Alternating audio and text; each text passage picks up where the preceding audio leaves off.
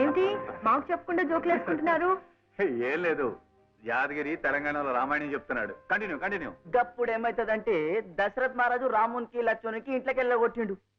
లక్ష్మణునికి షక్ వచ్చింది. అరే అన్న, జంగల్ పోతున్నాం కదా, జాన్వర్కి ఇట్టుంటే ఏం చేస్తామే అన్నాడు. అరే అయ్యా, ఇంట్లోకి వెళ్ళగొట్టినా నేను పరేషన్ అవుతుంటే జాన్వర్ ఫికర్ చేస్తుందిరా, దొల్లి పెట్టన్నాడు అన్నాడు. బాగుంది బాగుంది, కంటిన్యూ కంటిన్యూ. నీకు బానే ఉంటది, మా సేట్ వస్తే నేను జంగల్ పోవాలి.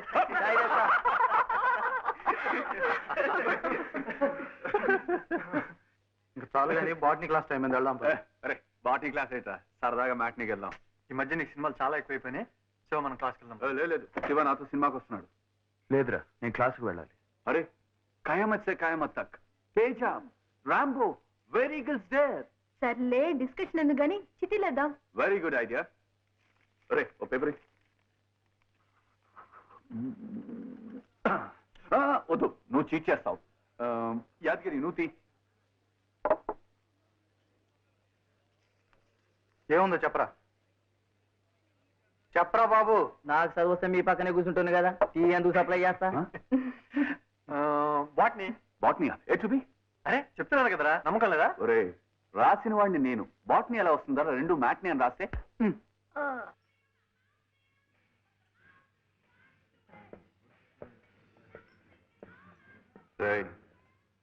చూసావా, మనం పిలిస్తే రాలేదు కానీ అమ్మాయి పిలిస్తే వచ్చాడు. అంతేరా. హలో శివ. హాయ్. హాయ్. ఆడదాని ఓర చూపులో.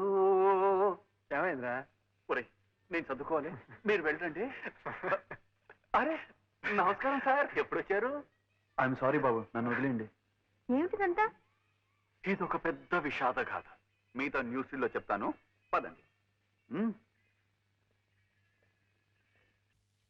ఏంట్రా జేడిగాడు 2 రోజులు కనబట్లేదు? ఏ ఉందిరా, ఆ గణేష్ వాళ్ళతో తిరుగుతూ ఉంటాడు.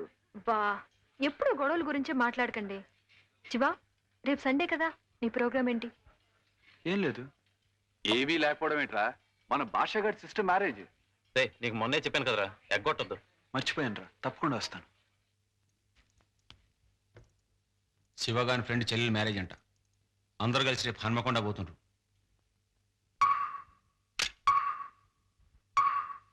గణేష్ని పిలు. శివా,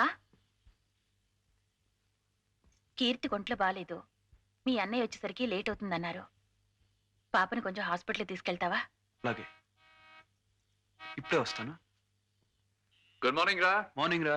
రెడీయా? బయలుదేద్దాం, ఇప్పటికే ఆలస్యం అయిపోయింది. సారీ రా, కీర్తికి ఒంట్లో బాగాలేదు, హాస్పిటల్కి తీసుకెళ్ళాలి. కహానీ వినిపిస్తున్నావు. ఇవాళ ఆశతో ప్రోగ్రాం పెట్టుకున్నావు కదా. ఇటువంటి దాంట్లో కూడా జోకులు వేస్తానేట్రా పాషా. అన్నయ్య కూడా ఇంట్లో లేడు, వదిన కంగారు పడుతుంది. రిసెప్షన్కి తప్పకుండా వస్తాను, ఏమనుకోద్దే. పర్లేదులే, రిసెప్షన్ మాత్రం hand okay. Okay okay bye. Bye.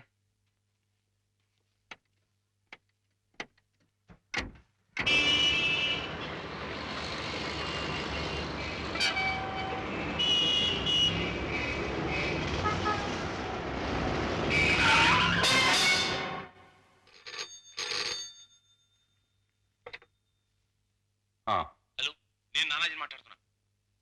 చెప్పు. శివ వ్యాన్లో పోలేదంట, వీడినే ఉన్నాడు. మరి విష్ణు నరసింహం గారు ఉన్నాడట, ఇప్పుడే సత్యాన్ని ఫోన్ చేసి చెప్పాను. గణేష్ గణేష్ అప్పుడే పోయాడు.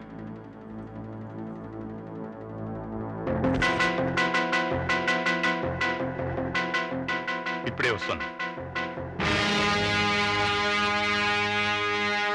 నానాజీ, గణేష్ వ్యాన్ వాళ్ళని దొరికినట్టు చంపేస్తాడు. ఈ విషయం శివకు తెలియగానే జాగ్రత్త అయినా పడతాడు, మన మీదకైనా వస్తాడు. రెండు మనకు మంచిది కాదు.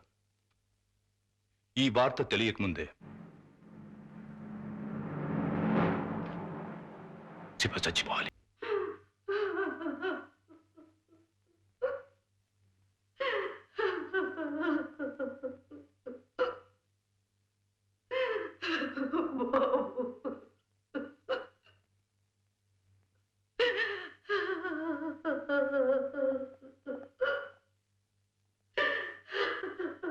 ఊరి నుంచి మళ్ళీ వాళ్ళ అమ్మమ్మ గారు వచ్చారు.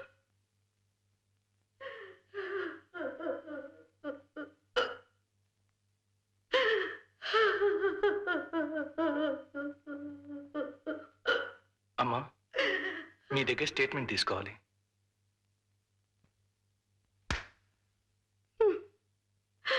పట్టపగలు నడి రోడ్డు మీద నా బిడ్డను గొడ్డు నరికినట్టు నరికేస్తుంటే మీరేం చేస్తున్నారయ్యా? అసలు మీరంతా ఉన్నది దేనికయ్యా? మనుషుల ప్రాణాలు కాపాడటానిక? చచ్చిన తర్వాత వచ్చి కేసులు రాసుకోవటానిక?